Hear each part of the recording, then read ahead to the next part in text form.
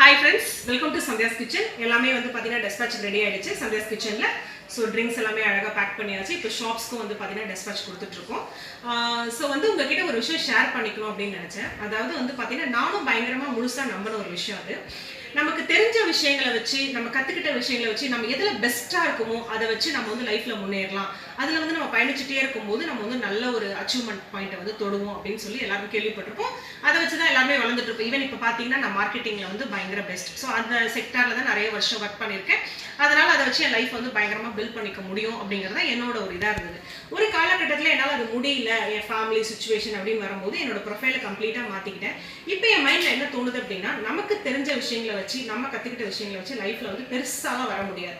நம்ம வந்து புதுசா என்னென்னலாம் கத்துக்கிறோமோ என்னென்னலாம் இம்ப்ளிமெண்ட் பண்றோமோ அதை வச்சுதான் லைஃப்ல நம்ம பெஸ்டா வர முடியும் அப்படின்றது எனக்கு இப்போ மைண்ட்ல தோன்ற விஷயம். ஆனா உங்களுக்கு இதை வந்து ஏத்துக்க முடியுதா இல்லையான்னு சொல்லுங்க. பட் நீங்க யோசிச்சு பாருங்க, இது உங்களுக்கு கரெக்டா தோணும். ஸோ புதுசான விஷயங்களை நம்ம இம்ப்ளிமெண்ட் பண்ணும்போது தான் நம்ம அடுத்த ஸ்டேஜுக்கே வந்து போறோம்.